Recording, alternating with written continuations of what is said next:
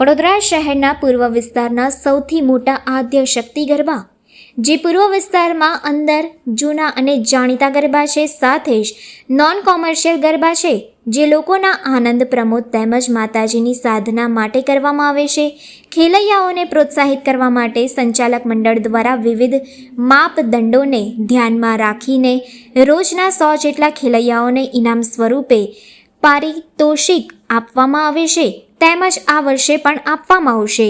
આદ્યશક્તિ ગરબાની અંદર રોજના 35,000 કરતાં વધારે ખેલૈયાઓ ભાતીગળ વેશભૂષા સાથે ગરબાના તાલે તાલ મિલાવે છે અને તમામ ખેલૈયાઓના મનમાં તથા ચહેરા ઉપર માતાજીની શ્રેષ્ઠ સાધના કર્યાનો અહેસાસ અનુભવાય છે. છેલ્લા 10 વર્ષથી સચિન ત્રિવેદી આ ગરબાના ખેલૈયાઓને ગરબાના તાલે રમાડે છે. સચિન ત્રિવેદીનો મધુર કંઠ વડોદરાના ખ્યાતનામ ગાયક કલાકારોમાંનો એક છે.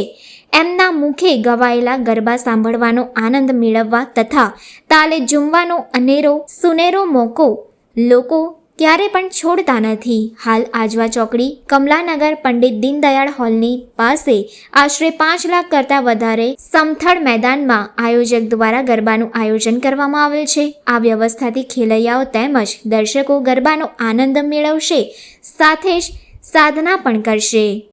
મારું નામ મુકેશ પરવાર છે. આદ્યશક્તિ ગરબા પૂર્વ વિસ્તારના સૌથી મોટા ગરબા છે. છેલ્લા 10 વર્ષથી આ આદ્યશક્તિ ગરબા અમે કરતા આવ્યા છે. આદ્યશક્તિ ગરબાની એક ખાસ વિશેષતા એવી છે કે આદ્યશક્તિ ગરબાની અંદર રોજે રોજ ઇનામ આપવામાં આવતા હોય છે. એ પણ 1, 2, 3, 4 નહીં, પણ 50, 50, 100 ઇનામ રોજે રોજ આપવામાં આવતા હોય છે ને છેલ્લા દિવસે ખાસ કરીને મોટા ઇનામો પણ આપતા હોઈએ છે. બીજું, પૂર્વ વિસ્તારના લોકોએ અને વડોદરા શહેરના લોકોએ પૂર્વ વિસ્તારનું સૌથી મોટા ગરબા તરીકેનું નામ આપ્યું છે અને આપણા મીડિયાના માધ્યમથી પણ અમે કહેવા માંગીએ છીએ અને સૌ લોકોને ખબર છે કે આદ્યશક્તિ ગરબા એ કમર્શિયલ ગરબા નથી.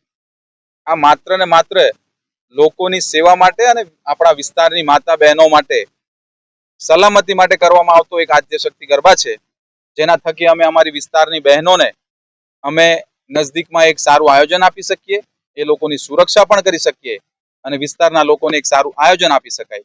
એક જ હેતુ માટે આદ્યશક્તિ ગરબા છેલ્લા 10 વર્ષથી કરવામાં આવે છે.